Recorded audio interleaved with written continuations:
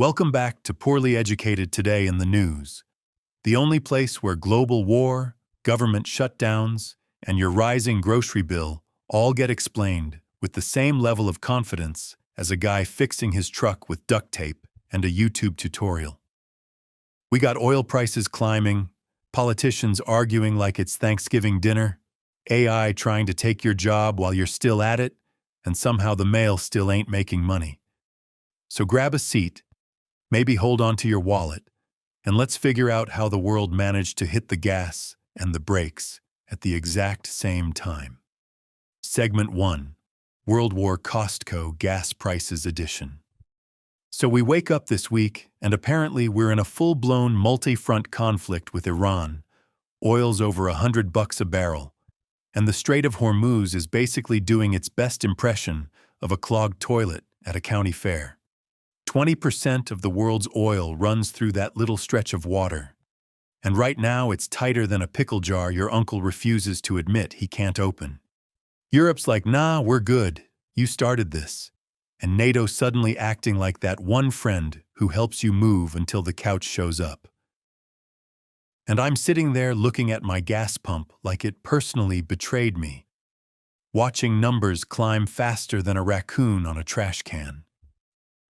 They say the Navy might reopen the strait, which sounds real heroic until you realize that means more ships, more tension, and more chances for things to go sideways like a Walmart shopping cart with one busted wheel. Meanwhile, people are fleeing whole cities, millions displaced, and somehow Wall Street still finding a way to be like, well, the airlines look strong. And here's the grounded part. Nobody wants to say out loud, when oil spikes like this, everything gets more expensive. Not just gas, food, shipping, that random thing you ordered online at 2 a.m. because you thought it would fix your life. War doesn't stay overseas. It shows up in your grocery bill. Segment 2, America shuts down, but deportations stay open.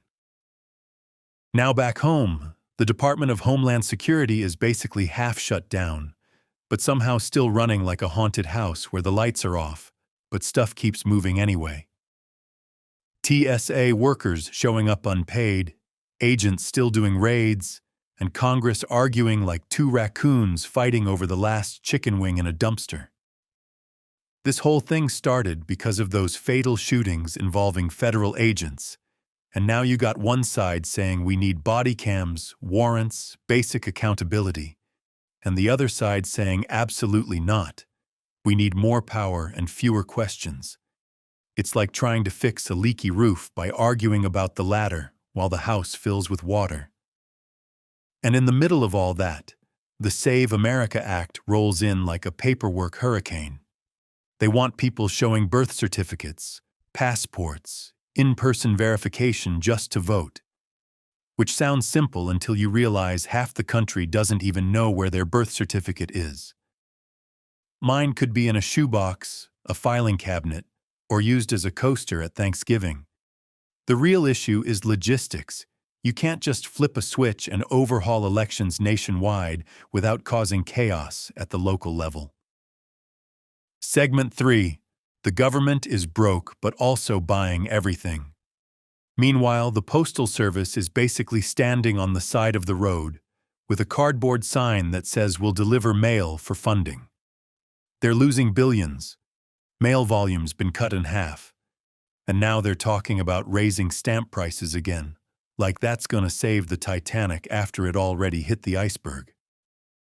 At the same time, the government's trying to recover $1.6 trillion in lost tariff revenue by slapping new tariffs on basically everything that moves.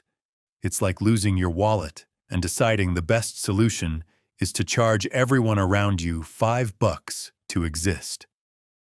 And guess what?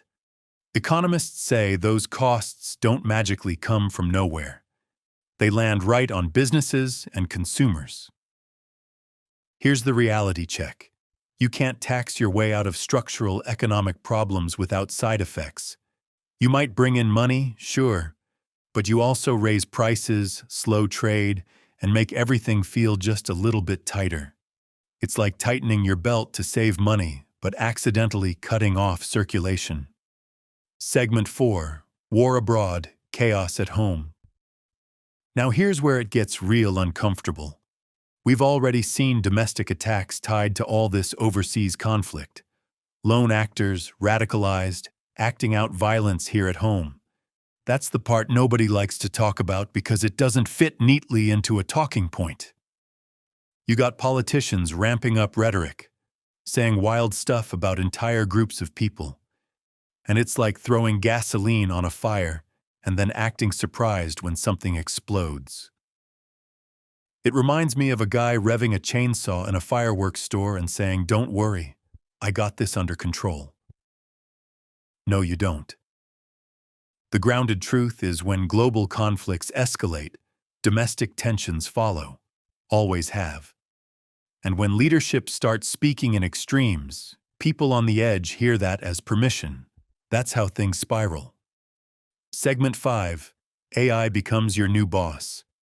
Meanwhile, while all this chaos is happening, tech companies are out here building AI systems that are basically learning faster than humans can keep up with.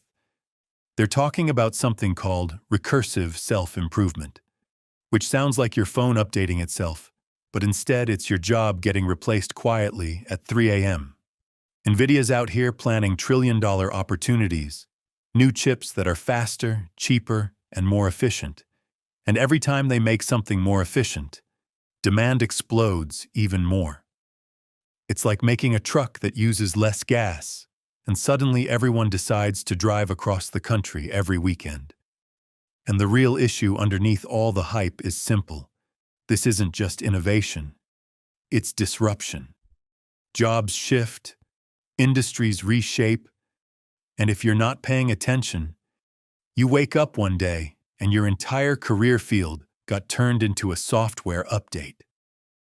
Segment 6. Everything Everywhere All at Once, but also the Oscars. And just to remind you, we're still pretending everything's normal. The Oscars happened.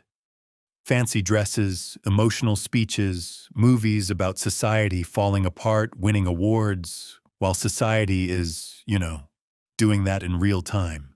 It's like watching a documentary about a house fire while your own kitchen is actively burning. March Madness kicked off too, which honestly feels appropriate because the entire world is basically a bracket of chaos right now. Upsets everywhere. Nobody knows what's coming next. And somehow a team with one loss still has to prove themselves again. But here's the grounding moment in all of this. Life doesn't stop. People still watch movies, still fill out brackets, still try to enjoy something normal even when everything else feels like it's held together with duct tape and crossed fingers. In conclusion, the world right now feels like it's running on 3 different speeds at once: war escalation, economic pressure, and technological acceleration, all colliding at the same time. And we're all just trying to keep up, pumping gas, paying bills, and wondering how everything got this complicated this fast.